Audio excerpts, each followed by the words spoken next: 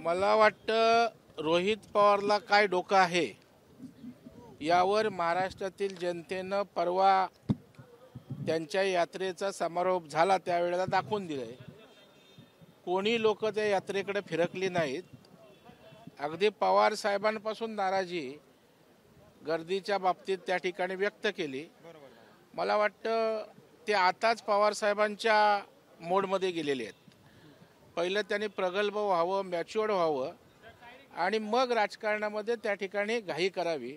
स्वतः बिनडोक असल्यामुळे दुसऱ्याचं डोकं त्यांना समजणार नाही। आता राज्य सरकारमधली लोक काय त्यांचं डोकं आहे, त्यांचा अभ्यास बुद्धी महाराष्ट्रातील जनतेला माहीत आहे। मला वाटतं रोहित पवार जास्त फास्ट गाडी त्यांची धावायला लागले, कधीतरी मध्ये त्या गाडीचा स्पीड ब्रेकर जर लावला नाही तर ॲक्सिडेंट होईल।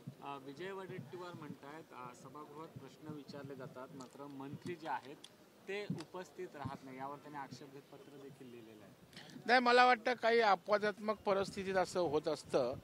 त्यांचं सरकार होतं तेव्हाही त्या ठिकाणी मंत्री काही कारणानिमित्त उपस्थित राहत नव्हते, परंतु त्या ठिकाणी सरकारच्या वतीनं दुसरा कोणतरी मंत्री उपस्थित असतोच। मला वाटतं अपवादात्मक एखाद दुसरी घटना झाली असेल याचा अर्थ कोणच मंत्री उपस्थित राहत नाहीत असं नाही, परंतु ही लोक भांबावलेत।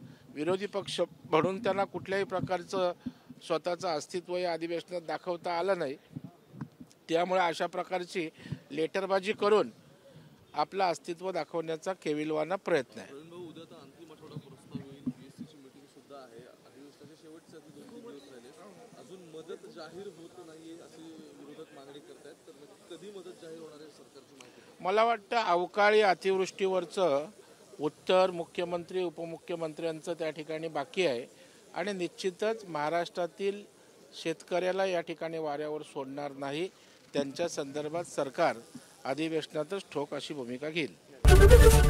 एबीपी माझा, उघडा डोळे बघा नीट।